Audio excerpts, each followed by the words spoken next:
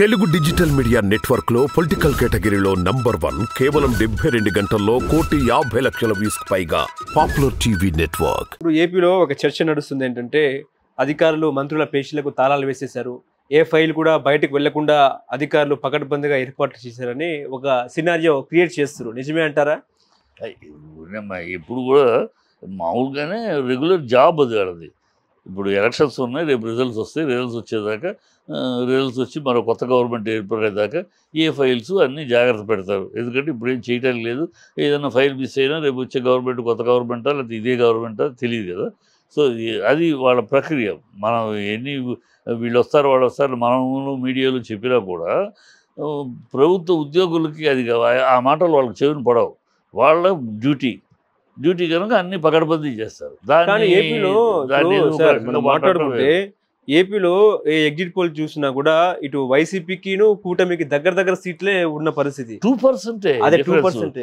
కానీ అర్థం కావట్లేదు సార్, ఇప్పటికీ అర్థం కావట్లేదు అసలు ఏపీ అది నాడి అనేది ఏ ఎగ్జిట్ పోల్ సంస్థ కూడా అర్థం కాని పరిస్థితి. అదే అందుకనే ఊహించుకుని వేస్తున్నారు. ఇక్కడ 2% మన మొదటి నుంచి 2% డిఫరెన్స్ అంతే. వీళ్ళ కూటమంతా కలిపి కూడా కూటమి కాకముందు 12% తేడా ఉండేది ఈ వైఎస్ఆర్సీపీకి టీడీపీకి. ఈ కూటమి కలిసేది కూటమి యొక్క 10% కలిసేటప్పటికి ఇప్పుడు 46 అయ్యారు, 48% వైసీపీ ఉంది. ఈ 2%ఏ పోయినసారి 12% కనుక 105 సీట్లు. ఇప్పుడు ఆ 2% డిఫరెన్స్ ఉన్నబట్టి 50-60 సీట్లు వైసీపీ దీనికి వచ్చే టీడీపీకి వచ్చే కూటమికి వచ్చే ఛాన్స్ ఉంది. అంటే వాళ్ళ percentage plus BJP plus Janasena 8% కలిసింది. సో రెండు కలిపి 10%. ఆ 10% కలిపేటప్పుడు 46 చిల్లర అయింది. అంతకుముందు 36-40 ఆ తేడా మీద 151 కొట్టింది. ఇప్పుడు ఈ కలిసేటప్పటికి అందువల్ల తేడా సీట్లు తగ్గుతాయి కానీ ఓటమి పొందే అవకాశాలు చాలా తక్కువ. ఏదో మిరాకిల్ జరిగి ఉండి ఏదో ఆఖరి నిమిషంలో పిల్లల పాపం అయ్యో పాపం అంతగా అడుగుతున్నాడు అని కాపులందరూ వేయటము, లేదా మోడీ ప్రభావం సడన్గా ఒక వేవ్ లాగా పనిచేసిందా ఆఖరి రోజుల్లో అని చూడాలి. చంద్రబాబు అరెస్ట్ అనేది కూడా ఏపీలో ఇంపాక్ట్ మారిందని అనుకోవచ్చా? అది ఎవరు పట్టించుకోలేదు. ఎన్నికల టైంలో ఎవరు చంద్రబాబు అరెస్ట్ని ఏమైనా పెద్ద విషయంగా సింపతి లేదు. ఆ విషయాన్ని పెద్ద పట్టించుకోలేదు. ఆయన చేయలేదు, ఆయన అరెస్ట్ చేయలేదు. గతంలో జగన్ అరెస్ట్ అవడానికి ఆయన కారకుడు కదా, ఆయన మనుషుల్లాగా పంపించి అరవనాయుడు పంపించి చేశాడు. ఆయన చేశాడు, ఇప్పుడు ఇది చేశాడు. అది ప్రజలు పెద్దగా ఏదో సింపతీలు ఏమి లేవు. ఇప్పుడు సింపతి వల్ల మొదటి నుంచి చెప్తున్నాం మనం, మంగళగిరిలో సింపతి ఉంది. అయ్యో పాప ఈసారి ఓడి చేసారి పాప తిరుగుతాడు గెలిపిద్దామనే సింపతి లోకేష్కి ఉంది.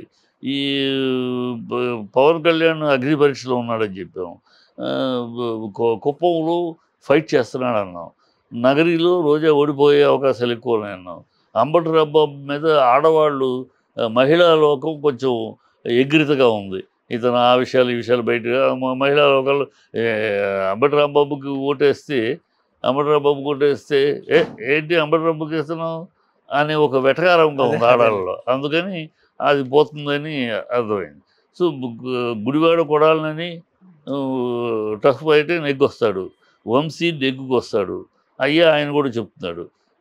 కనుక చూడాలి, ఏదైనా మిరాకిల్ తప్పితే యాజ్ ఇట్ ఈస్.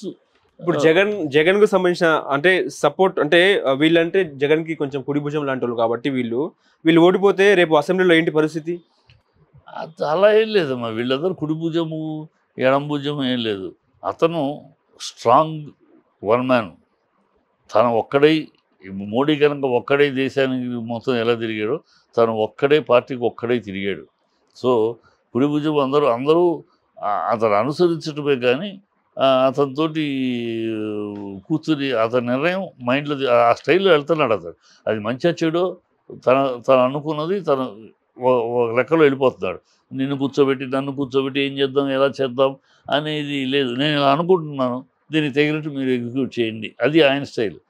మన స్టైల్లోగా కూర్చొని నువ్వేమనుకుంటున్నావు ఓకే ఈ మాటలు బట్టి ఇలా చేద్దామా అలా ఉండదు. ఆయన డిసైడ్ చేసి వర్కౌట్ చేసుకుని తను డిసైడ్ చేసుకుని ఒక స్కీమ్ ఇదిగో ఇలా చేద్దాం నేను ఇలా చేద్దాం అనుకుంటున్నాను, సో దీనికి తగినట్టు మీరందరూ అది సిస్టమ్ ఆయన ఆ సిస్టంలో వెళ్తున్నాడు. సో కనుక ఎడభుజాలు కుడి భుజాలు ఉండవు వాటికి. ఓకే.